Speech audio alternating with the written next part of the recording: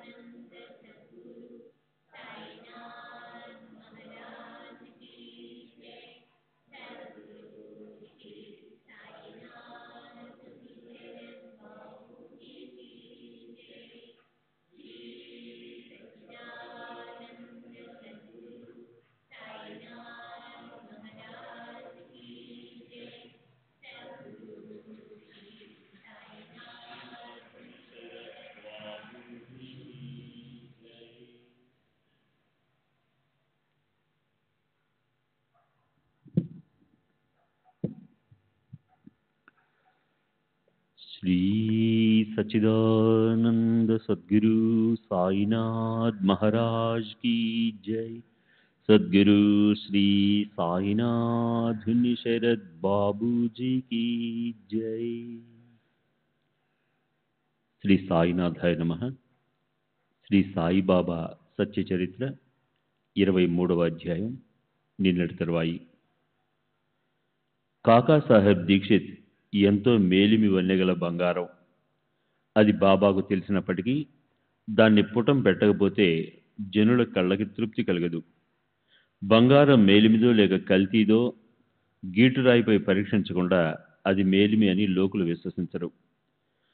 వజ్రం వైభవాన్ని ప్రాప్తింపజేసుకోవడానికి సమ్మెట దెబ్బలను సహించవలసి వస్తుంది. రాతికి దైవత్వపు మాన సన్మానాలు వైభవం ఊరికే రావు. అది కూడా దానికోసం సుత్తి దెబ్బలు సహించవలసి ఉంటుంది. కాక సాయిబాబా మెడలోని ఓ నగలాంటి వాడే అయినప్పటికీ ఆ విషయంలో ఇతరులకు ఎలా నమ్మకం కలుగుతుంది? రత్న పరీక్షకులు కూడా వజ్రాన్ని తీగతో కట్టి దానికి విలువ కట్టడం కోసం అగ్నిలో వేస్తారు. మహాత్ముల మాటలను సందేహించిన వారి సంకల్పం ఫలించదు. వారికి ఆవశ్యకమైన శక్తి, గుణాలు లేకపోతే వారి మాటలన్నీ వ్యర్థమే. వారు పరమార్థాన్ని కొంచెం కూడా సాధించలేరు.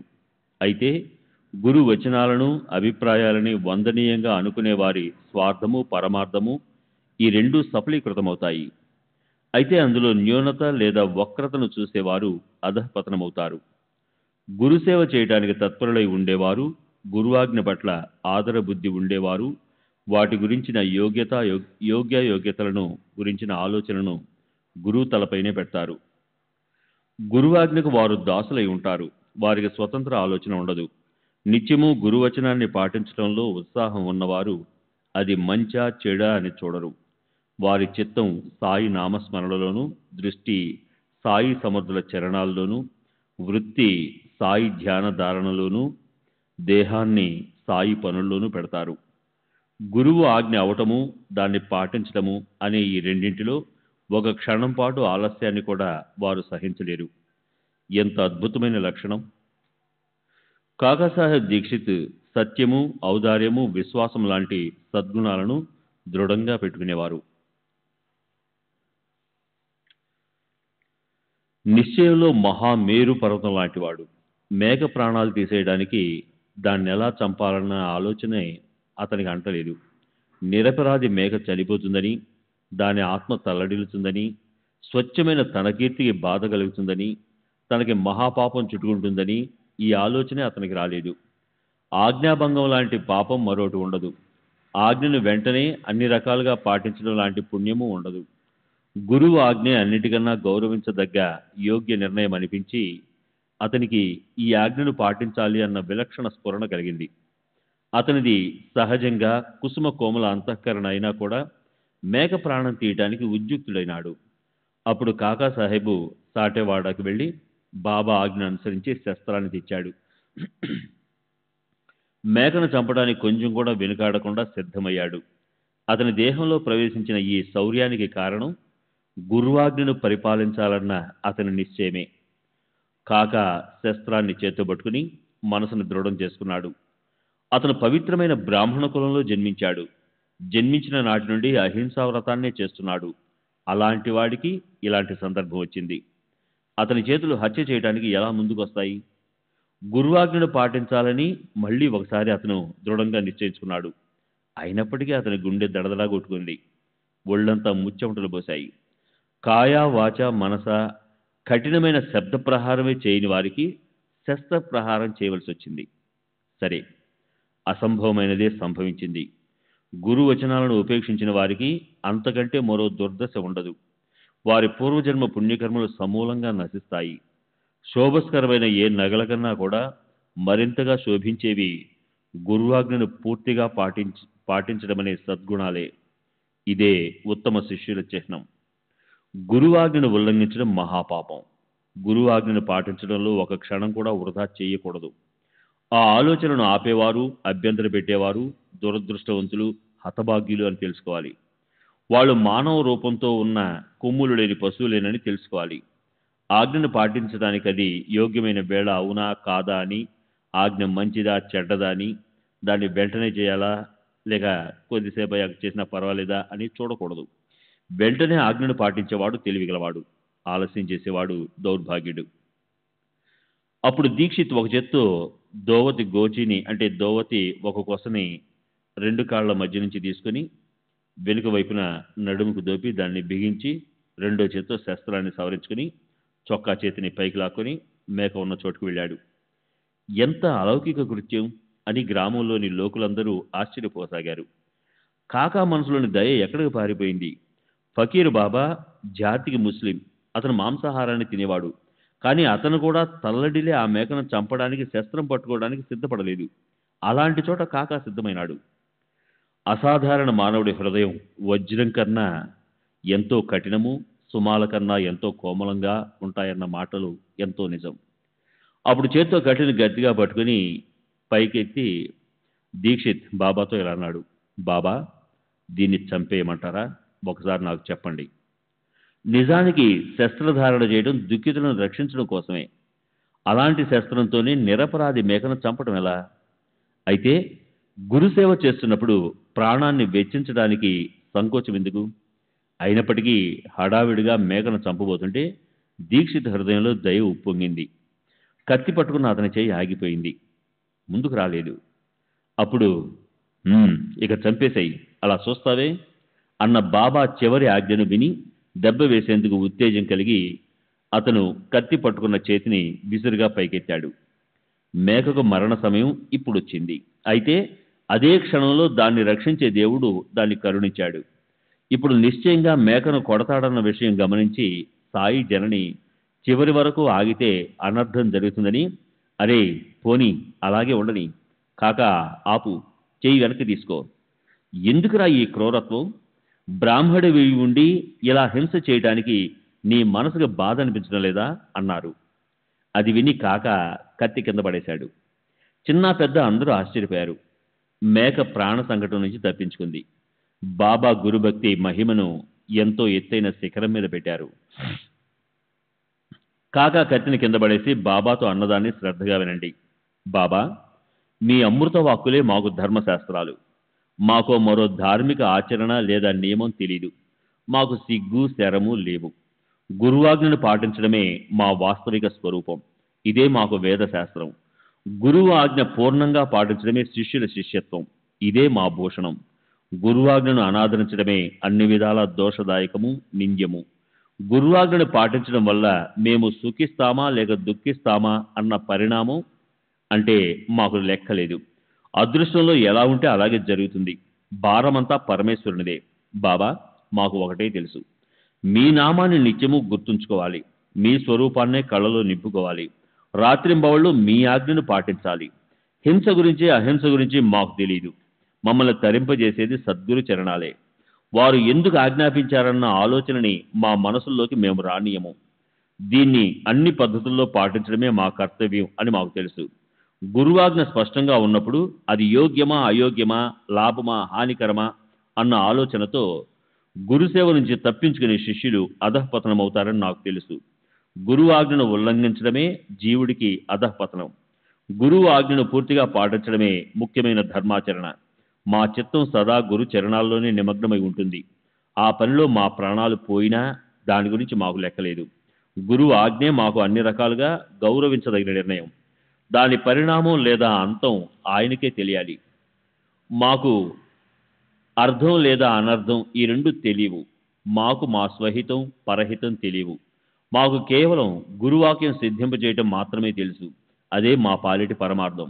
గురువచనాలందు ఏది మంచి, ఏది చెడు, ఏది చేయాలి, ఏది చేయకూడదు అన్న వాటి గురించిన నియమంతో అసలు పనిలేదు. శిష్యుల లక్ష్యం గురువాజ్ఞను చక్కగా పాటించడం మీదే ఉంటే వారిని రక్షించే భారం గురువు మీదే ఉంటుంది. మేము మీ ఆజ్ఞకు దాసులం. యోగ్యాయోగ్యాలను మనసులోకి రానియము. సందర్భం వస్తే ప్రాణాన్ని ఫణంగా పెడతాము. కానీ గురు వచనాలు పాటించడాన్ని మాత్రం వదలం. శ్రీ సచ్చిదానంద సద్గురు సాయినాథ్ మహారాజ్ की जय. सद्गुरु श्री साईनाथ शरद बाबू जी की जय.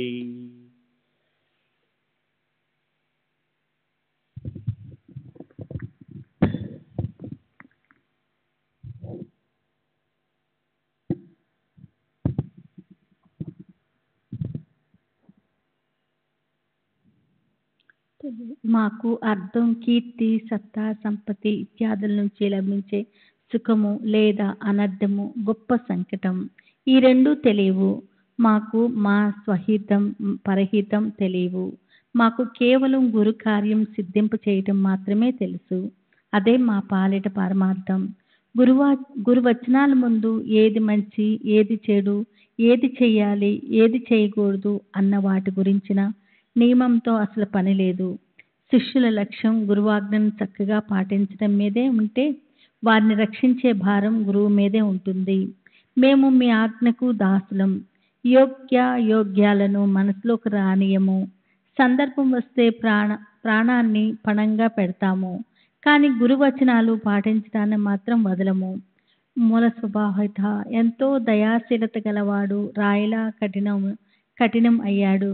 ముస్లింలు కూడా చేయటానికి ధైర్యం చేయని దాన్ని బ్రాహ్మణుడు చేయటానికి తయారైనాడు. ఇది శ్రోతలకు అసంభవం అనిపిస్తుంది, కానీ అది సద్గురువు చేసిన ఇంద్రజాలము. ఒక్కసారి గురువు మాటలు పాటించడానికి తయారైతే అప్పుడు అందులో రహస్యం బట్టబయలవుతుంది. ఒకసారి ఆయన ఆశ్రయించి ఆయన పాదాల్లో అచంచల విశ్వాసం పెడితే అప్పుడు శిష్యుల గురించిన చింత ఆయనే పెట్టుకుంటారు. శిష్యునికి ఏమాత్రం కష్టపడవలసిన అవసరం ఉండదు. ఆయన పాదాలను స్వయంగా అన్ని విధాల శరణు అంటే ఎలాంటి భయమూ ఉండదు. గురువే కేవలం అతని ఆత్మవిశ్వాసం. ఆయనే అతన్ని ఆవల తీరానికి తీసుకెళ్తారు. శిష్యులు 3 రకాలు: ఉత్తమ, మధ్యమ, ఆదములు. ప్రతి ఒక్కరి గురించి అత్యంత వివరంగా స్పష్టం చేసి చెప్తాను. గురువు చెప్పకుండానే వారి మనసులోని కోరికను తెలుసుకున్న వెంటనే ప్రత్యక్ష ఆజ్ఞ కోసం ఎదురు చూడకుండా సేవించేవారే ఉత్తమ శిష్యులని తెలుసుకోవాలి. గురువు ఆజ్ఞాపించిన తర్వాత ఎంత మాత్రమూ ఆలస్యం చేయకుండా, ఏమాత్రమూ బీరిపోకుండా సంపూర్ణంగా దాన్ని పాటించే వారినే మధ్యమ శిష్యులనాలి. గురువు ఆజ్ఞాపిస్తూనే ఉన్నా చేస్తా అంటూ ఉండటం, అడుగడుగునా పొరపాటు చేసేవారిని అధమ శిష్యులని తెలుసుకోవాలి. దేహంలో శ్రేష్ఠ వైరాగ్యం లేకుండా నిత్యం అంటే ఏమిటో, అనిత్యం అంటే ఏమిటో విచారించిన వారు గురువు ఎదురుగానే జన్మతా ఉన్నప్పటికీ వారికి గురుకృప కలగమంటే ఎలా కలుగుతుంది? అలాగే వారు ఒకవేళ గురుచరణాల్లో అఖండంగా శ్రద్ధ పెడితే వారి కోరికలను ఈశ్వరుడే ఈడేరుస్తాడు. వారిని వెంటనే నిష్కాములను చేసి అత్యంత శ్రేష్ఠ ఆప్తుడైన పరమేశ్వరుణ్ణి వారిని శాంతింపు చేస్తారు. శ్రద్ధకు బలం కావాలి, పైన ప్రజ్ఞకి కూడా గొప్ప బలం కావాలి. వాటితో సహనం వచ్చి స్థిరంగా కలవాలి. అప్పుడు పరమార్థం ఖచ్చితంగా వచ్చి ప్రక్కనే నిలబడుతుంది. అక్కడ శ్వాసోచ్ఛ్వాసాలను నిలపనవసరం లేదు. అపాన, ఉదాన మొదలైన ప్రాణవాయువు, ప్రాణ, అపాన, వ్యాన, ఉదాన సమానమని, శరీరంలో 5 ప్రాణవాయువులు ఉంటాయని యోగశాస్త్రంలో అంగీకరించబడింది. నిశుద్ధి చేయనవసరం లేదు. లేదా హఠయోగంలోని సమాధి ఉద్బోధ, సమాధి నుంచి మళ్ళీ సృహలోకి రావటం కూడా అవసరం లేదు. ఈ సాధనాలన్నీ మనకి కష్టము. శిష్యుల భూమికి ప్రాతః సిద్ధమయ్యాక సద్గురువు నుంచి ఫలం రావటానికి ఆలస్యం అవదు. ఆయనైతే అనుగ్రహం చూపటం కోసం సదా తత్పరులై వంటి పాదం మీద నిలబడి ఉంటారు. సగుణ రూప సాక్షాత్కారం అనుభవం కేవలం భక్తులకే అనుభవించడానికే లభిస్తుంది. భావికుల మనసులోనే భక్తి ఉత్తన్నమవుతుంది. ఇతరుల మనసులో మాత్రం కపట వృత్తి అనే డాంబిక కల్పన చెలరేగుతుంది. అప్పుడు బాబా కాకాతో అన్నారు, ఈ నీళ్ల డబ్బా చేతిలోకి తీసుకో. నేనిప్పుడు దాన్ని ముస్లిం ధర్మం ప్రకారం విధిపూర్వకంగా చంపి దానికి సద్గతి ప్రసాదిస్తాను. అసలే ఆ మేక మరణించడానికి సిద్ధంగా ఉంది. ఆ దగ్గరలోని పకీరు కూర్చునే స్థలం ఉంది. పకీరు బాబాకి సరిగ్గా సమయానికి ఒక ఆలోచన తట్టింది. అతని ఆలోచన ప్రకారంగానే తకియాకు తీసుకెళ్లి మేకను చంపమని బాబా అతనికి అనుమతి ఇచ్చారు. అయితే వేరే చోటుకి ఆ మేకను తీసుకెళ్తున్నప్పుడు అది దారిలోనే మరణించింది. మేక ఖచ్చితంగా చనిపోవలసి ఉందని అందరికీ తెలుసు. అయితే సరైన సమయం చూసి బాబా ఈ లీలను చూపించారు. వెళ్తే ఇంకెప్పటికైనా అది తిరిగి వస్తుందా? సద్గురువుకి శరణు వెళ్తే వారు సద్గురు రూపులే అయిపోతారు. ఉప్పు స్నానం చేయాలని సముద్రంలోకి వెళ్తే ఇక ఎప్పటికైనా అది తిరిగి వస్తుందా? జీవాత్మ సంసారంలోని సుఖదుఖాలను అనుభవించవలసి ఉంటుంది. ఈశ్వరుడు సంసారంలోని సుఖదుఖాలను అనుభవింపచేసేవాడు. అయితే మోక్షం ఇచ్చేది సద్గురు ఒక్కరే. ఆయన తమ సర్వ ఆత్మల ఐక్యతకు గొప్ప నిధి. తమ హృదయంలో గొప్ప ఉప్పొంగితే సద్గురువు దివ్య దృష్టిని ఇస్తారు. దానివల్ల సృష్టంతా ఒక్కసారిగా కళల్లో అస్తమిస్తుంది. హేమట్ పంతు సాయిబాబా పాదాలకు శరణొచ్చాడు. అక్కడ తన దేహాభిమానాన్ని వదిలేసి మనసుతో ఇలా అన్నాడు, ఓ మనసా, సావధానం కా, బాబా నా దేహాభిమానాన్ని తీసేయండి. సరే, ఇప్పుడు రాబోయే 2 అధ్యాయాల్లో సాయి మహారాజు హాస పరిహాసాల పంచపక్ష పరిమాణాల భోజనాన్ని తయారు చేస్తారు. ఆ అద్భుత విషయం వినండి. చూడటానికి అది వినోద కాలక్షేపం అనిపించినా అది ఎంతో బోధాపరమైనది. అందులోని బోధను ప్రయత్నించి ఆచరణలో పెట్టిన భావిక భక్తులకు గొప్ప సుఖం ప్రాప్తిస్తుంది. సర్వులకి శుభమస్తు. ఈ ప్రకారంగా సత్పురుషులు, సజ్జనులు ప్రేరణ కలిగించిన భక్త హేమట్ పంత్ రచించిన శ్రీ సాయి సమర్థల సత్య చరిత్రలోని గురుభక్తి లీలా దర్శనం అనే పేరు గల 23వ అధ్యాయం ముగిసింది. శ్రీ సద్గురు సాయినాథార్పణమస్తు. శుభం భవతు. 23వ అధ్యాయానికి పరిపూర్ణ వివరణ. ఈ అధ్యాయంలో ఒక యోగాభ్యాసం చేసే వ్యక్తి, శ్యామ, కాకాసాహెబ్ దీక్షిత్తు ఈ ముగ్గురు కథలున్నాయి. సత్పురుషులు లేదా గురువు ఎలా వ్యవహరించినా, తమ మీద ఎంతగా కోపించినా వారి మీద తమకున్న శ్రద్ధను అసలు చలించనీయకుండా వారిని దృఢంగా ఆశ్రయించి వారిచ్చిన ఆజ్ఞ ఏదైనా ఎలాంటిదైనా దాన్ని తూచా తప్పకుండా అమలుపరిస్తే చివరికి దానితో తమకు ఎలా శ్రేయస్సు కలుగుతుందో అది మనకు నిదర్శనపూర్వకంగా తెలుస్తుంది. బాబా పాచిపోయిన రొట్టె, పుల్లిపాయ తినటం చూసి ఆ యోగాభ్యాసం చేసేవాడు మొదటైతే మనసులో చికాకు పడ్డాడు. అయితే తర్వాత అతను ఆయనకి వినమ్రతతో శరణు వెళ్ళాడు. తన జీవితానికి గొప్ప శ్రేయస్సు కలిగించుకున్నాడు. శ్యామాని పాము కాటేసినప్పుడు గ్రామంలోని ఆనవాయితీ ప్రకారం విఠోబా వద్దకు వెళ్ళమని జనులు ఆర్థించినా అతను అక్కడికి వెళ్లకుండా మసీదులో బాబా దగ్గరికి పరిగెత్తాడు. బాబా ఉగ్రులై అతన్ని బటూర్జాపా అంటూ తరిమేసినప్పటికీ అతను అక్కడే ఆ మెట్ల మీద కూర్చుండిపోయాడు. అప్పుడు బాబా కృపను వర్షించి అతని ప్రాణాలు రక్షించారు. కాకాసాహెబ్ దీక్షిత్తు తన జీవితంలో ఎన్నడూ మాంసాహారం తినడు. శాస్త్రాలు ఎన్నడూ చేత్తో కూడా ముట్టడు. అయితే బాబా ఆజ్ఞ అయిన తర్వాత వెంటనే అతను ఒక మేకను కత్తితో హత్య చేయడానికి తయారయ్యాడు. ఎంత గొప్పది గురుభక్తి! బాబా అతనితో, బ్రాహ్మణుడివై ఉండి హింస చేస్తావా? చేయకూడదని మనసులో ఆలోచనైనా రాలేదా అని ప్రశ్నించినప్పుడు కాకా ఇచ్చిన సమాధానం ఎంతో అమూల్యమైనది. బాబా, మీ అమూర్త వచనాలే మాకు ధర్మశాస్త్రం. మాకు మరో ధర్మం తెలియదు. మాకు సిగ్గు, శరము లేవు. గురువాజ్ఞను పాటించడమే మాకు వేదం. గురువాజ్ఞను పాటించడమే శిష్యుడి నిజమైన లక్షణము. ఇదే మాకు నిజమైన భూషణము. గురువాజ్ఞను ఉల్లంఘించటమే అన్ని విధాల దోషదాయకము, నింద్యము.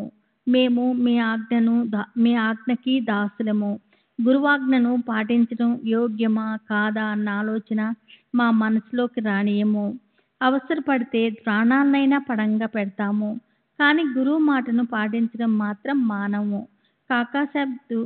కాకాసాహెబ్ను హేమట్ పంతు మేలిమి వన్నె బంగారమని, బాబా మెళ్ళలోని తాయెత్తు అని సంబోధించడం, బాబా అతనికి నిన్ను నేను విమానంలో తీసుకెళ్తానని అభయం ఇవ్వటం, ఇవన్నీ ఊరికే కాదు, ఇంతే కాదు. చివరికి హాయిగా తిని తిరుగుతూ పవిత్రమైన ఏకాదశి రోజున అతను మరణించాడు. అతనికి అలాంటి మరణాన్ని ఇచ్చారు బాబా. 51వ అధ్యాయంలో హేమట్ పంత్ వర్ణిస్తారు. శ్రీ సచ్చిదానంద సద్గురు సాయినాథ్ మహారాజ్ కీ జై. సద్గురు శ్రీ సాయినాథుని శరత్ బాబూజీ కీ జై.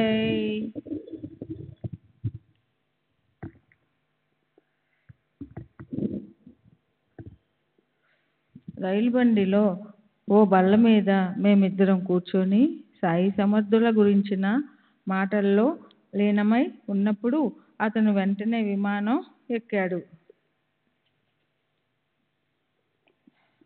అది చెప్తూ మధ్యలో హేమట్ పంతు జీవుడు సంసార పాశాల్లో స్వయంగా చిక్కుకొని దాన్నే ఆనందంగా ఎలా భావిస్తాడో, అయితే పూర్వజన్మ పుణ్యంతో ఈశ్వరుని కృపతో సద్గురువుని కలిసినప్పుడు అతనికి తన నిజమైన సస్వరూప చిహ్నం తెలిసి అతను ముక్తిని ఎలా ప్రాప్తింప చేసుకుంటాడో చెప్పి ఈ విషయంలో ఆ జీవుడికి మొదట పందిని తర్వాత చిలకని ఉపమానంగా ఇచ్చి దాన్ని అత్యంత అందమైన కావ్యమయ పద్ధతిలో చెప్పారు.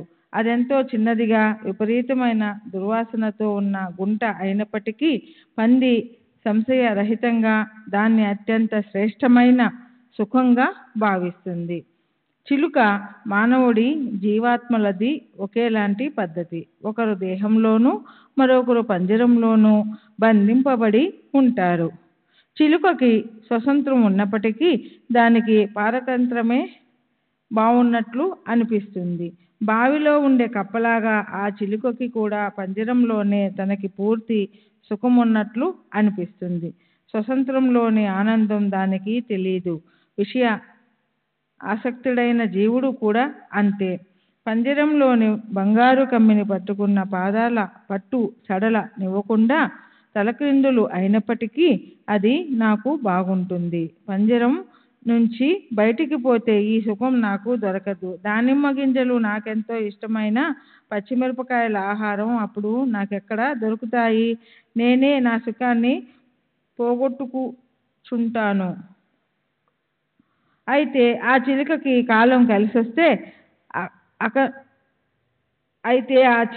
కాలం కలిసొస్తే అసంకల్పితంగా ఆ సందర్భం వచ్చేస్తుంది.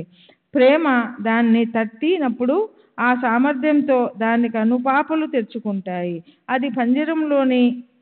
అది పంజరంలోంచి విడుదలవుతుంది. బయటికి వెళ్ళాక రెక్కలు విప్పుకొని హాయిగా ఆకాశంలో విహరిస్తుంది. అప్పుడు దాన్నెవరు ఆపగలరు? విశాలమైన ఆకాశం దానికి తలుపులు తెరుస్తుంది. దానిమ్మ, జామ తోటలు అపారంగా లభిస్తాయి.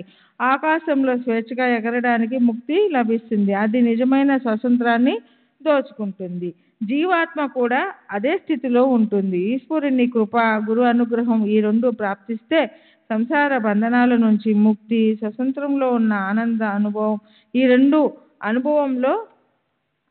అనుభవంలోనికి వస్తాయి. బడే బాబా విషయంలో బాబా వ్యవహరించిన తీరు ద్వారా సంసారంలో మానవులు అతిథులకు వారి యోగ్యతలను పట్టించుకోకుండా ఆహారము, నీరు ఇచ్చి స్వాగతించవలసిన పద్ధతికి ప్రత్యక్ష శిక్షణ మనకు లభిస్తుంది. ఈ విషయానికి సంబంధించిన మన ధర్మశాస్త్రంలోని బోధనే హేమాడ్ పంతు చెప్పారు. అతిథులను సత్కరించడంతో కోరుకున్న లాభం కలుగుతుంది. అప్రియమైన అనర్థాలు నశిస్తాయి. అలా చేయకపోతే భయంకరమైన సందర్భాలు తప్పకుండా వస్తాయి. కనుక తెలివైన వారు అతిథులను పూజిస్తారు. అతిథులు భోజనం చేయకపోతే పశు, పుత్ర, ధనధాన్యాలు నశిస్తాయి. అతిథికి ఒకవేళ ఉపవాసంతో ఉండవలసిన పరిస్థితి వస్తే అది అనర్థాన్ని ఆహ్వానించినట్లే. సారాంశం వేరే ఉత్తమ ప్రబోధాత్మక విషయాలు ఉన్నప్పటికీ గురుభక్తి మహిమే ఈ అధ్యాయంలోని ముఖ్య విషయం. గురు చరణాలలో అఖండంగా శ్రద్ధ పెట్టే వారి కోరికలను ఈశ్వరుడు ఈడేరుస్తాడు. వారిని వెంటనే నిష్కాములను చేస్తాడు. ఆ అత్యంత శ్రేష్ఠ ఆప్తుడు అంటే ఆ పరమేశ్వరుడు వారిని శాంతింపజేస్తాడు. శిష్యుల భూమిక సిద్ధమయ్యాక సద్గురువు నుంచి ఫలితం శిష్యుల భూమిక అంటే పాత్ర సిద్ధమయ్యాక సద్గురువు నుంచి ఫలితం రావడానికి సమయం పట్టదు. ఆయనైతే మనపై అనుగ్రహం వర్షించడానికి సదా తత్పరులై ఒంటికాల మీద నిలబడి ఉంటారు. 24వ అధ్యాయం వినోద విలసితం హాస్య పరిహాసాల ఆట. శ్రీ గణేశునికి నమస్కారం, శ్రీ సరస్వతీ దేవునికి నమస్కారం, శ్రీ గురు మహారాజుకి నమస్కారం, శ్రీ కులదేవతకి నమస్కారం, శ్రీ సీతారామచంద్రులకి నమస్కారం, శ్రీ సద్గురు సాయినాథునికి నమస్కారం. గడిచిన అధ్యాయంలో దయాసాగరులైన శ్రీ సాయినాథులు పరిహాసాలతో వినోదాలతో కూడా ఎలా శిక్షణ ఇచ్చేవారో చెప్తానని మాటిచ్చాను.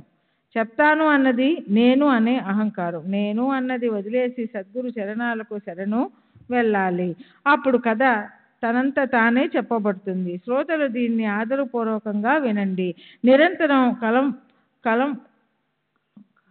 కలంకరహితులుగా పాపరహితులుగా ఉండే సాధు సజ్జన మహాపురుషులు ఏ రకమైన దుష్ట ఆచరణ లేకుండా మబ్బుల్లోని స్వచ్ఛమైన ఆకాశంలా శుద్ధంగా ఉంటారు. సాయి మహారాజు భజన స్వార్థ పరమార్థాల రెండింటినీ ప్రాప్తింపజేయగల సాధనం. అలాగే అది ఆత్మస్వరూపం పట్ల శ్రద్ధను కలిగించి జీవుడికి తృప్తిని ప్రసాదిస్తుంది. తమ హితాన్ని సాధించాలని కోరుకునేవారు ఈ కథ పట్ల పూజ్య భావాన్ని పెట్టాలి. అప్పుడు అపరిమితమైన ఆనందం అనుభవించడానికి లభిస్తుంది. జీవితం సార్థకమవుతుంది. ఈ కథను వినడం వల్ల శ్రోతలను ఆత్మశాంతి ఆప్యాయంగా ఆలింగనం చేసుకుంటుంది. సంసారం గురించిన అకారమైన భీతి భయపడి పారిపోతుంది. పరమానంద లాభం పరిగెత్తి వస్తుంది. మరణించిన తరువాత చక్కని జన్మ అవలీలగా ప్రాప్తిస్తుంది. ఇతరుల మనసులను తెలుసుకోగల వారవడం వల్ల భక్తుల భావాలను గుర్తించి దానికోసం తప్పకుండా సాయి సమర్థులు తమ కర్తవ్యం నెరవేర్చి ఇచ్చిన మాటను నిలబెట్టుకుంటారు. నా బుద్ధికి ప్రేరణ కలిగించేవారు సాయి సమర్థులే. ఆయనే తమ అభిప్రాయాన్ని నా చేత చెప్పిస్తారు. స్వార్థ పరమార్థాలను సాధింపచేసే వాటి సారాంశాన్ని నా బుద్ధిని అనుసరించి నేను చెప్తాను. అందులు లేదా రాత్రివేళ చూడలేని వారు కాకపోయినా కూడా కళ్ళు చక్కగా ఉండి కూడా జనులు అందలేకపోయారు. దేహాత్మ బుద్ధి దేహమే తమ ఆత్మ అన్న భ్రమ వల్ల వారికి తమ హితం తెలియటం లేదు. ఈ దేహం మాత్రమే ఎలా ఉంది, దాన్ని ఒక క్షణం కూడా నమ్మడానికి వీల్లేదు. మీ ముందు నేను కొంగుదాచి అంజలి ఘటించి ఒక క్షణం పాటు ఈ కథ మాధురిని రుచి చూడమని దీనంగా విన్నపం చేస్తున్నాను. పరిహాసమన్నా వినోదమన్నా అందరికీ ఇష్టమే. అయితే బాబా చేసే వినోదం విలక్షణంగా ఉండేది. పరిహాసంలో ఇంచి కూడా ఆయన సర్వుల శ్రేయస్సు యొక్క సారాన్ని వినేవారి మనసుల్లో ముద్రింపజేసేవారు. జనులకి తమను ఎగతాళి చేసేవారంటే ఇష్టం ఉండదు. కానీ బాబా వినోదం కోసం మాత్రం అందరూ ఎదురు చూస్తూ ఉండేవారు. తమ వంతు ఎప్పుడొస్తుందా అని వారెంతో ఇష్టంగా ఎదురు చూస్తూ ఉండేవారు. నిజానికి పరిహాసం అంటే ఎవరికి ఇష్టం ఉండదు. కానీ బాబా చేసే వినోదాలను జనులు ఎంతో ఇష్టపడేవారు. అందులో హావభావాలు అంగ విక్షేపాలు కూడా జత కలిసినప్పుడు దానిలోని ఉద్దేశం వెంటనే సాధింపబడేది. ఏ ప్రయత్నమూ లేకుండా సహజంగా చేసే అభినయం, హాస్యవదనం, గమ్మత్తైన కళ్ళ కదలిక, వీటి వల్ల అందులో నిండుగా రుచి మేళవించబడితే ఇక ఆ పరిహాసాల ఉత్తమ మాధురిని వర్ణించడం అసాధ్యం. అలా వినూత్నంగా స్వల్ప ఉపదేశంతో ఉన్న నా అనుభవానికి సంబంధించిన ఓ విషయం చెప్తాను. వినోదం నుంచి పారమార్థిక శిక్షణ ఎలా ఉద్భవించిందో ఆ గౌరవప్రదమైన వర్ణన వినండి. ప్రతి ఆదివారం షిరిడీలో వారానికి ఒకసారి పెద్ద సంత జరుగుతుంది.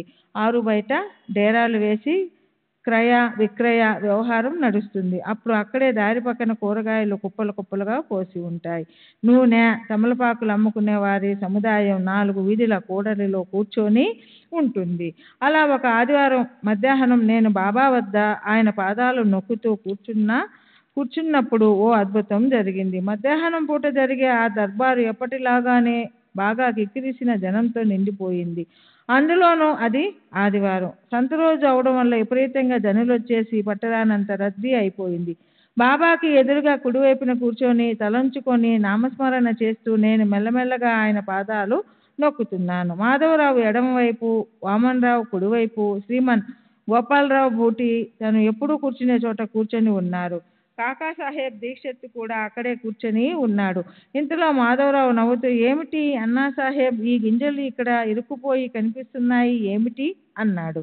అలా అంటూ అతను నా కోటు చేతులను వేలితో స్పృశించగానే కోటు మట్టల్లో ఇంచి గింజలు దొర్లాయి. ఇదేమిటా అని ఎడమ మోచేయి చేస్తే గలగలాడుతూ శనగలు కింద పడడం, వాటిని భక్తులు ఏరడం కనిపించింది. భక్తులు వాటన్నిటిని ఏరి పోగు చేస్తే అవి 20-25 శనగలు అయ్యాయి. అవే పరిహాసానికి కారణమయ్యాయి. అలా ఎలా జరిగి ఉంటుంది అని భక్తులు తర్కించుకోసాగారు. అలా అందరూ దాని గురించి ఆలోచించుకుంటూ ఉండిపోయారు. శనగ గింజలకు కోటుతో సంపర్కం ఎలా అయ్యిందా అని అందరికీ ఆశ్చర్యం వేసింది. ఖాళీ కోటు మట్టలెంత, అందులోకి గింజలు అసలు ఎలా వచ్చాయి, అవి ఎక్కడి నుంచి వచ్చాయి అన్నది ఎవరికి ఖచ్చితంగా అర్థం కాలేదు. నేను నామస్మరణలో లీనమై బాబా పాదాలు నొక్కుతున్నాను. మధ్యలో ఈ శనగల ఆఖ్యానం ఎక్కడి నుంచి పుట్టిందబ్బా? ఇంతసేపు సేవ చేస్తూ ఉంటే అప్పుడు అవి అసలు కింద పడనే లేదు ఎందుకని? అసలు కింద పడనే లేదు ఎందుకని? ఇంతసేపు అవి అక్కడ ఎలా ఉండిపోయాయి? అందరికీ మనుషులకి భలే ఆశ్చర్యం అనిపించింది. ఆ శనగలు ఎక్కడి నుంచి వచ్చాయి? కోటు చేతి మడతల్లో అవి ఇరుక్కోవడం ఎలా జరిగింది అని అందరూ ముక్కు మీద వేలేసుకున్నారు. అప్పుడు బాబా ఏమన్నారో వినండి. శ్రీ సచ్చిదానంద సద్గురు సాయినాథ్ మహారాజ్ की जय। सद्गुरु श्री साईनाथ निसर బాబూజీకి జై। బోధించటానికి ప్రతి వారికి వేర్వేరు పద్ధతులు ఉంటాయి. సాయి మహారాజు ఎవరెవరికి ఎలాంటి అర్హత లేదా ప్రగతి ఉంటుందో దాని ప్రకారము శిక్షణ ఇస్తుంటారు. ఆయన పద్ధతి విలక్షణమైనది. ఆయన తరహా చాలా సరదాగా ఎప్పుడూ గుర్తుంచుకునే విధంగా ఉండేది. వేరే చోట ఇలాంటివి చూడటం లేదా వినటము అనే అనుభవం నాకు లేదు. బాబా అన్నారు, ఈ హేమాడు పంతికి ఒక్కడే హాయిగా తినటం అనే చెడ్డ అలవాటు ఉంది. ఈరోజు సంత రోజు అవటము చూసుకొని బాగా శనగలు తిని వచ్చాడు. ఒక్కళ్ళే ఒంటరిగా తినటం మంచిది కాదు. కానీ ఇతని అలవాటు నాకు తెలుసు. ఈ శనగలే అందుకు సాక్ష్యము. దానికి ఊరికే ఆశ్చర్యపడటం ఎందుకు? అందుకు నేను ఇలా అన్నాను, ఎవరికీ పెట్టకుండా ఒక్కడనే తినాలని నాకు అసలు అనిపించదు. ఈ దురలవాటు ఉందన్న నింద నాపై వేసినా అది నాకు అంటదు. బాబా, నేను ఈరోజు ఈ క్షణం వరకు షిరిడీలో సంతను అసలు చూడనే లేదు. అసలు అక్కడికి వెళ్తే కదా శనగలు తీసుకోవటము ఇక తినటము అనేది ఆ తర్వాత సంగతి. శనగలు ఒంటరిగా తినటం అంటే ఇంకెవరికైనా ఇష్టం ఉంటుందేమో కానీ నాకు అలాంటి అలవాటు లేదు. ఇతరులు ఎవరికైనా మొదట కొంచెమైనా ఇవ్వకుండా ఏ పదార్థాన్ని నేను నోట్లో వేసుకోను. దానికప్పుడు నాకు తమ పాదాల పట్ల భక్తి కలిగించటానికి బాబా చేసిన యుక్తి చూడండి. నేను అలా స్పష్టం చేయటం విని ఆయన ఏమన్నారో వినండి. దగ్గరున్న వారికి నువ్విస్తావు, కానీ ఎవరూ లేకపోతే అప్పుడు నువ్వేం చేయగలవు?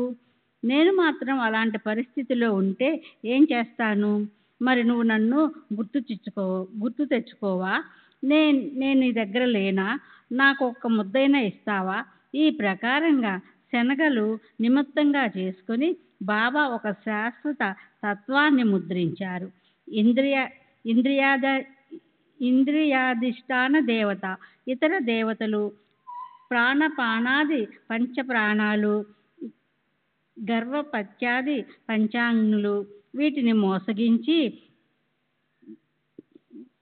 మోసగించి వైశ్వదేవం తర్వాత అతిథులకు వదిలి భోజనము చేసేవారి ఆ అన్నదోషము భూయిష్టమని తెలుసుకోవాలి. చూడ్డానికి చాలా చిన్న తత్వం అనిపిస్తుంది. వ్యవహారంలోకి తీసుకొస్తే అది ఎంతో మహత్తరమైనది అని తెలుస్తుంది. నాలుకతో తీసుకోవటము గురించి అంటే నోటితో ఏదైనా తినటం గురించి చెప్పబడిన సంగతి కేవలం కొద్ది లక్షణాలతో చెప్పబడినట్లు నిజానికి అది 5 విషయాల గురించి శబ్ద, స్పర్శ, రూప, రస, గంధ చెప్పబడింది. విషయాలను అనుభవించాలనే కోరిక ఉన్నవారికి పరమార్థిక లాభం కలగదు. విషయాలపై ఆధిపత్యం సంపాదించే వారికే పరమార్థము దాసురాలవుతుంది. యదా పంచావతివేష్టేన జ్ఞాని మనసా సాహ బుద్ధిచ్చర విచేష్టిత తామహ పరమం గతిం. యోగాభ్యాసము చేస్తూ మనసుతో సహా పంచేంద్రియాలు గొప్పగా స్థిరమై బుద్ధి కూడా ఏ రకమైన పనులని చెయ్యక ఆవేసిన ఆ స్థితిని యోగాభ్యాసంలోని సర్వోత్తమ స్థితి అంటారు. అలా కఠోపనిషత్తు 2వ అధ్యాయము 3వ వల్లిలో ఈ మంత్రములో అన్నారు. దాన్ని బాబా ఈ పరిహాస నిమిత్తంతో దృఢంగా బాగా ముద్రింపచేశారు. శబ్ద, స్పర్శ రూప గంధమనే మిగిలిన ఈ 4 విషయాలకు ఈ గోష్ఠితో సంబంధం ఉంది.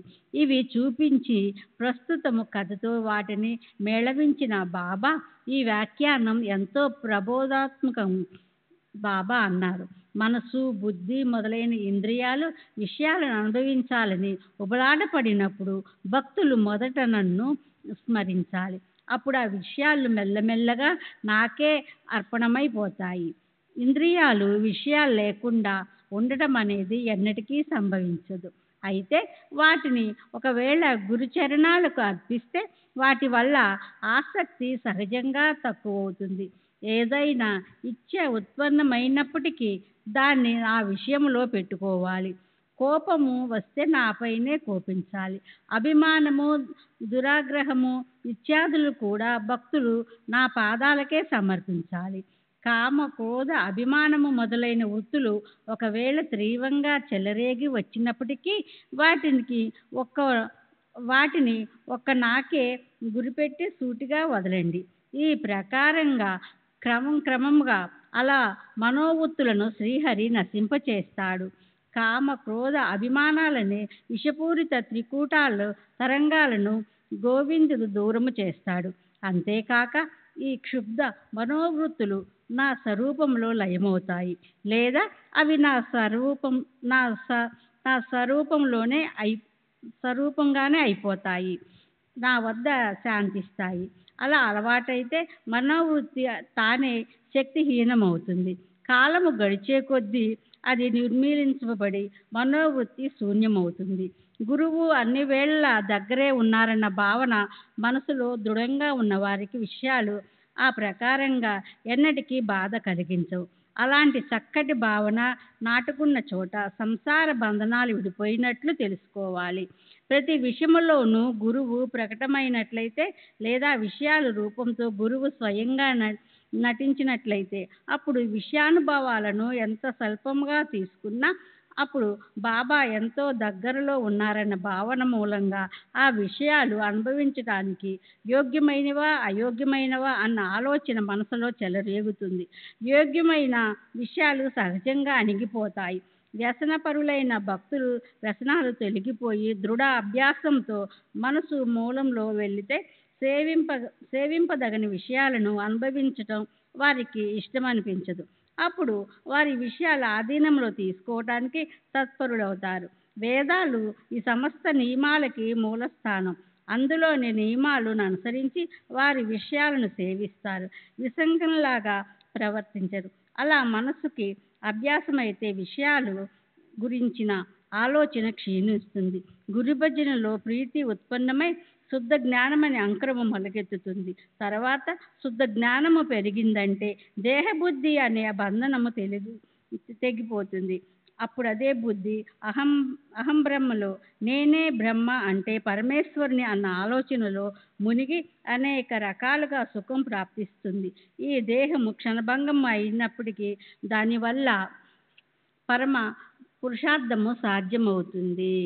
శ్రీ సచ్చిదానంద సద్గురు సాయినాథ్ మహారాజ్ సాయినాథుని శరత్ బాబూజీ.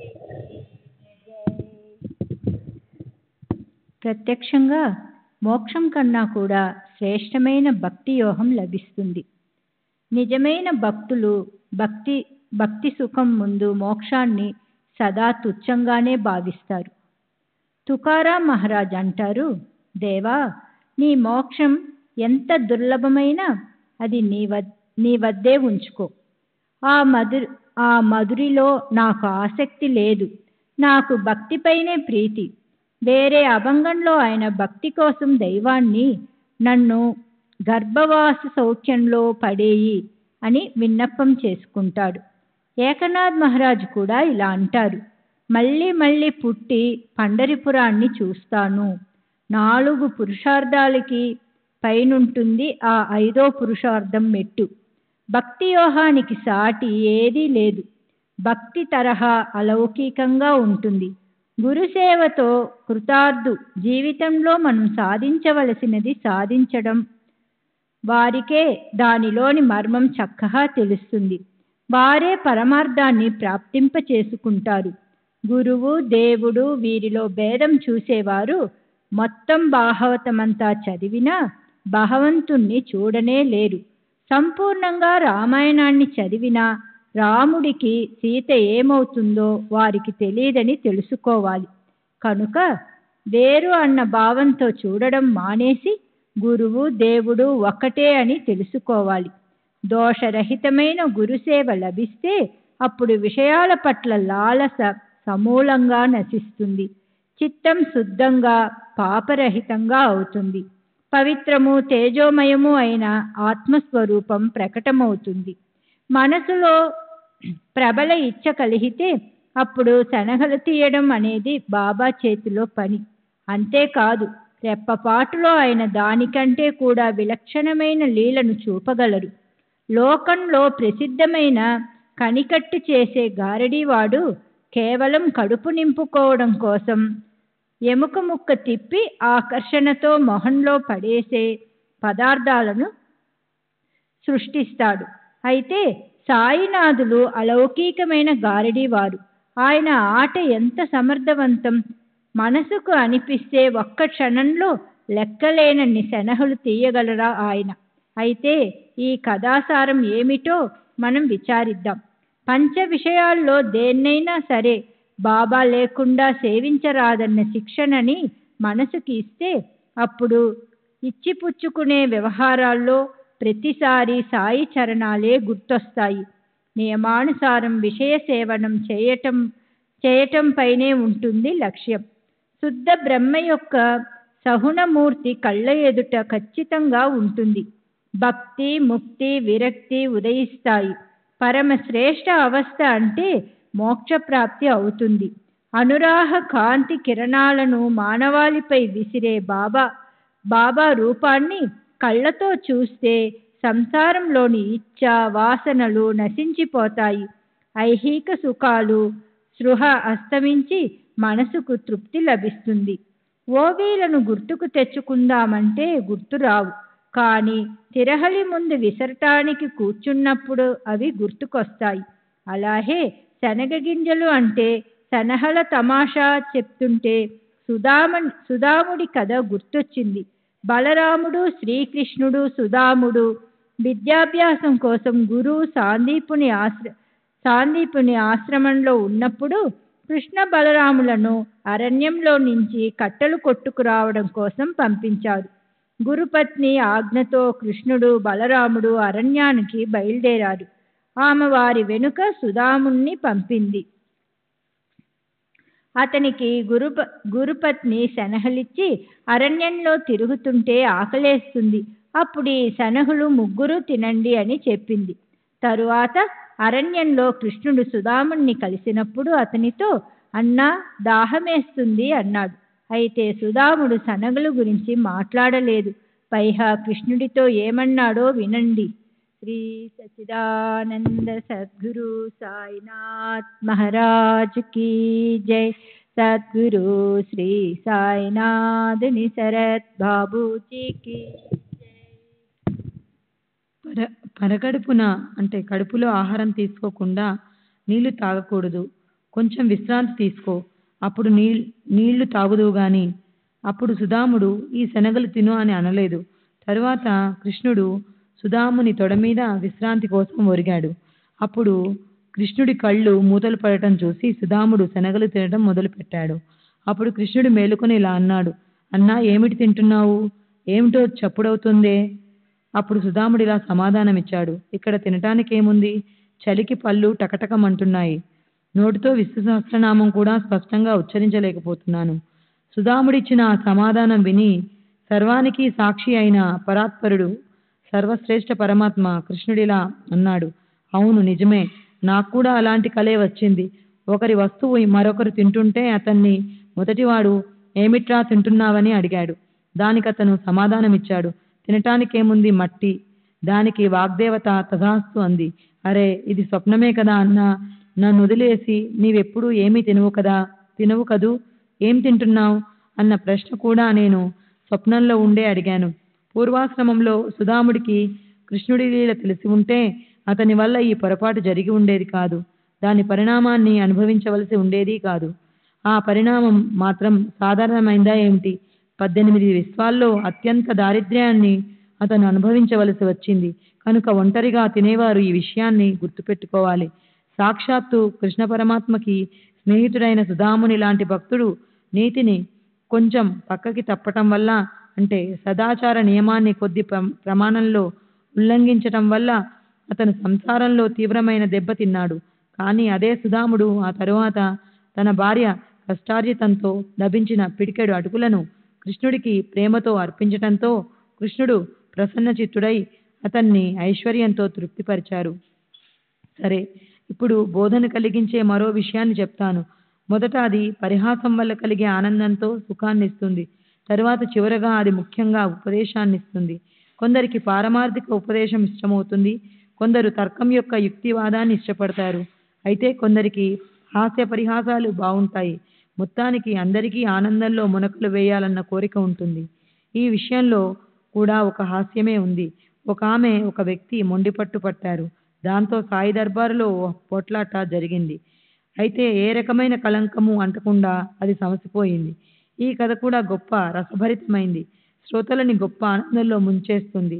భక్తులు ఒకరితో ఒకరు కలహించుకుంటుంటే హాస్యరసం నవరసాల్లో 5వ రసం ఉత్పన్నమవుతుంది.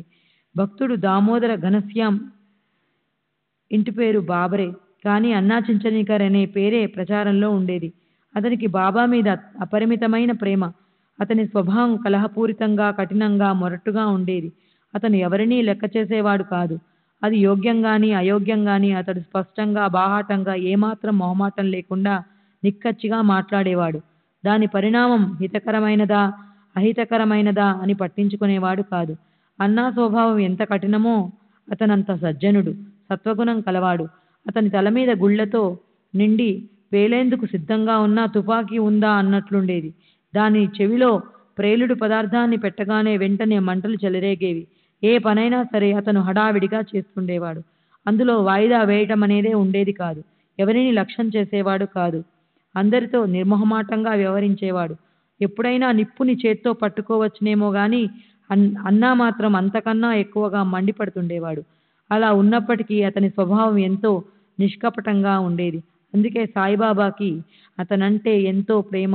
సరే, శ్రీ సచ్చిదానంద సద్గురు సాయినాథ్ మహారాజ్ కి జై. సద్గురు శ్రీ సాయినాథుని శరత్ బాబూజీకి జై. అలాగే ఓ రోజు మధ్యాహ్నం మసీదులో కిటకిటలాడే దర్బారులో బాబా తమ ఎడమ చేతిని కటకటాలపై పెట్టి కూర్చుని ఉన్నారు. బాబా తటస్థంగా కూర్చుని ఉన్నారు. ఎవరికీ తెలియకుండా భక్తుల్లో కలహాలు రగిల్చి వారి అలకలు కోపతాపాలు తీర్చి చివరికి ఇరువైపుల వారికి నచ్చజెప్పి వారిని శాంతింపజేసేవారు బాబా. కొందరు భక్తులు బాబా పక్కటెముకలు నొక్కేవారు. కొందరు ఆయన పాదాలను శుతిమెత్తగా నొక్కేవారు. కొందరు వీపు కడుపు నొక్కుతూ బాబాకి నానా రకాల సేవలు చేస్తుండేవారు. బాబా బాల బ్రహ్మచారి, ఊర్ధ్వతస్థులు, మరణ పర్యంతరము స్త్రీ సంగమం చేయనని నియమం పెట్టుకున్న, లేదా మారుతిలాగా వీర్యం ఎన్నడూ స్ఖలనం కాకుండా నిరంతరం పైనే ఉన్నటువంటి వారు, శుద్ధాచారం కలవారు. పురుషులను స్త్రీలను అందరినీ సేవ చేయనిచ్చేవారు. అన్న కటకటాల బయట ముందుకి వంగి బాబా ఎడమ చేతిని నొక్కుతున్నాడు. కుడివైపు పరిస్థితి ఎలా ఉందో ప్రశాంత చిత్తంతో వినండి. ఇక్కడ బాబా చరణాల్లో అనన్య భక్తి ఉన్న ఓ స్త్రీ ఉంది.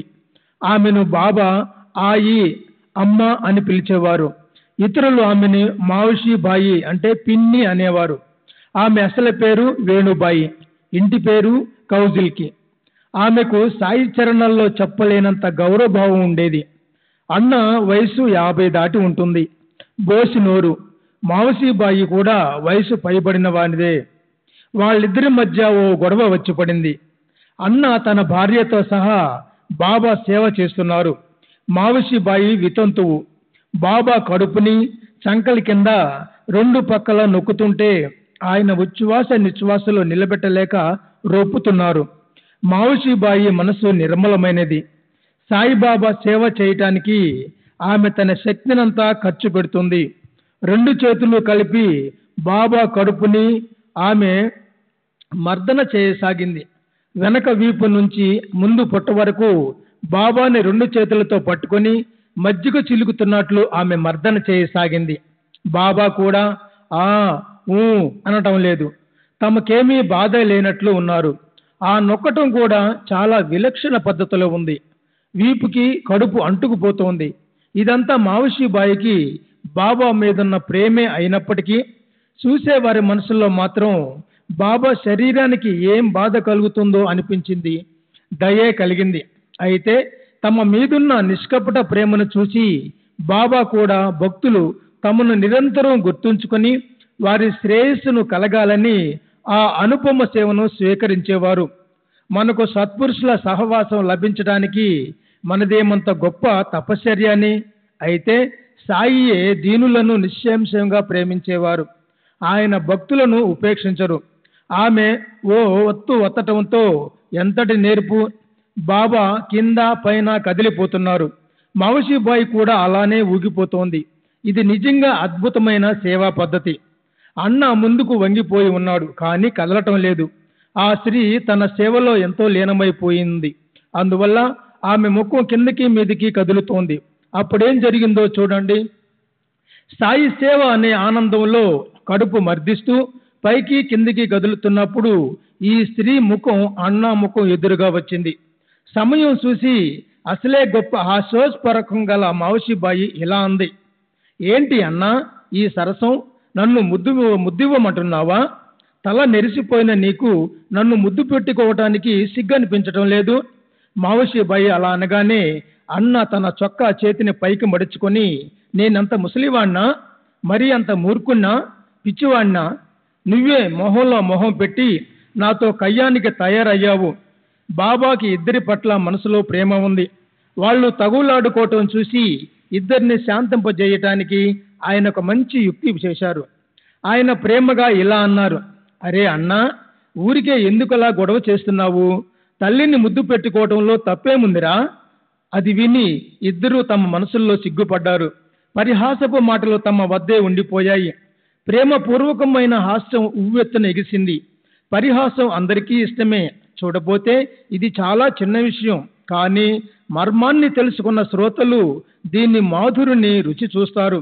అప్పుడు వారికి బాబా అనేక రకాల పద్ధతులతో భక్తులను వారి వారి స్థానాల్లో మౌనంగా ఎలా కూర్చోబెట్టేవారో తెలుస్తుంది. అమ్మకి పిల్లలపై ఉండే ప్రీతి లాంటి ప్రేమ భావన ఈ ఇద్దరిలోనే ఉండి ఉంటే ఈ కలహం అసలు పుట్టేది కాదు. క్రోధ భావన కలిగేది కూడా కాదు. కొరడాతో కొడితే తీవ్రంగా రంగు రావటం, పూలని వర్షిస్తే బాగా ఏడుపు రావటం, మనసులో పెళ్ళుబికే శోక ఆనంద తరంగాలు మనోకల్పన మీద లేదా తెలివి మీద ఆధారపడి ఉంటాయి. ఆ అనుభవం ఎవరికి రాలేదు. నిజంగా బాబా యుక్తి చాలా గొప్పది. సరైన సమయానికి ఆయన యోగ్యంగా మాట్లాడుతారు. దానివల్ల వినేవాడి మనసు శాంతిస్తుంది. దాని నుంచి వాళ్ళు బోధను స్వీకరిస్తారు. అలాగే ఓసారి మావుషీబాయి బాబా కడుపు మర్దన చేస్తుంటే ఆ తీవ్రతను చూసి ఓ పరమ భక్తుడి మనసులో కనికరం, దయ, చింత కలిగి అతనిలా అన్నాడు, అమ్మా దయచూపు, ఇదేనా దేహాన్ని మర్దన చేసే పద్ధతి? హృదయంలో కొద్దిగా దయచూపు, బాబా నరాలు తెగిపోగలవు. ఈ మాటలు చెవిన పడగానే బాబా తమ చోట్లో నుంచి లేచి చేత్తో తమ సటకా ఎత్తి దాంతో భూమి మీద గట్టిగా కొట్టారు. బాబా కోపం పట్టరానంతగా అయింది. మండే అగ్ని కణాల్లో మెరిసే ఆయన కళ్ళు గుండ్రంగా తిరుగుతుంటే ఆయన ఎదుట ఎవరు నిలబడగలరు? చీకట్లో మెరిసే మార్జాల నయనాల్లా బాబా కళ్ళు పగటి వేళ మెరవసాగాయి. ఆ కళ్ళలోని జ్వాలతో అప్పుడు సకల సృష్టి దగ్ధమైపోతున్నట్లు అనిపించింది. అప్పుడు ఆయన సటకా ఒక కొనను 2 చేతులతో పట్టుకొని తమ కడుపులోకి లోతుగా గుచ్చి 2వ చివరిని స్తంభానికి ఆనించి స్తంభాన్ని గట్టిగా కౌగలించుకున్నారు. సటకా 1.5 అడుగుల పొడవు ఉంటుంది.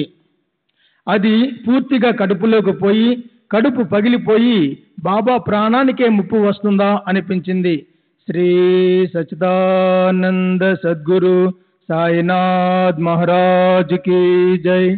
सद्गुरु श्री साईनाथ शरद बाबू जी की जय।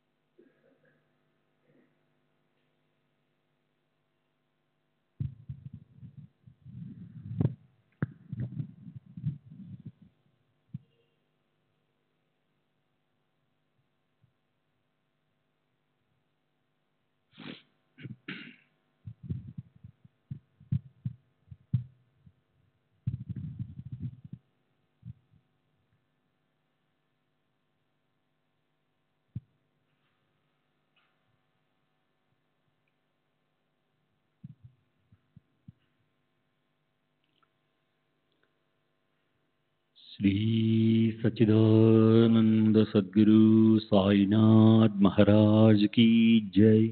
सद्गुरु श्री साईनाथ शरद बाबू जी की जय। साई रहम नजर करना, बच्चों का पालन करना। साई रहम नजर करना, बच्चों का पालन करना। जाना तुमने जगत पसारा, सब ही झूठ जमाना। जाना तुमने जगत पसारा, सब ही झूठ जमाना। साई रहम नजर करना, बच्चों का पालन करना। साई रहम नजर करना, बच्चों का पालन करना। मैं अंधा हूँ बंदा आपका, मुझसे पद दिखलाना। मैं अंधा हूँ बंदा आपका, मुझसे पद दिखलाना। साई रहम नजर करना, बच्चों का पालन करना। साई रहम नजर करना, बच्चों का पालन करना। दास गणों कहे अब क्या बोलूं, थक गई मेरी रसना। दास गणों कहे अब क्या बोलूं, थक गई मेरी रसना। साई रहम नजर करना, बच्चों का पालन करना। साई रहम नजर करना, बच्चों का पालन करना। रहम नजर करो अब मोरे साई, तुम बिना नहीं मुझे माँ बाप बाई रहमो नजर करो मैं अंधा हूँ बंदा तुम्हारा मैं अंधा हूँ बंदा तुम्हारा मैं ना जानू मैं ना जानू मैं ना जानू अल्लाह इलाही रहमो नजर करो रहमो नजर करो अब मोरे साई तुम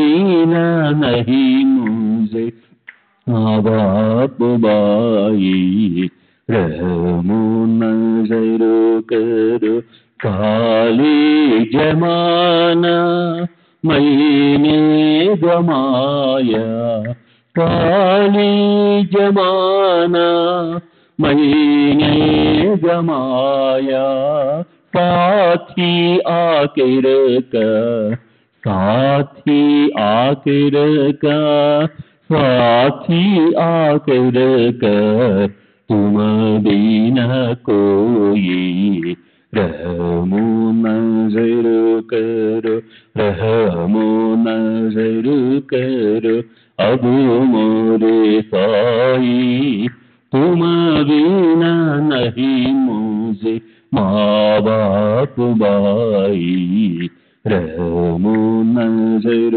करो अपने मस्जिद का झाड़ू गणो है अपने मस्जिद का झाड़ू गणो है मालिक हमारे मालिक हमारे मालिक हमारे तुम बाबा साई रहमो नजर करो रहमो नजर करो अब मोरे साई तुम बिना नहीं मुझे माँ बाप बाई रहमो नजर करो। श्री सच्चिदानंद सद्गुरु साईनाथ महाराज की जय। सद्गुरु श्री साईनाथ धुनी शरद बाबू जी की जय।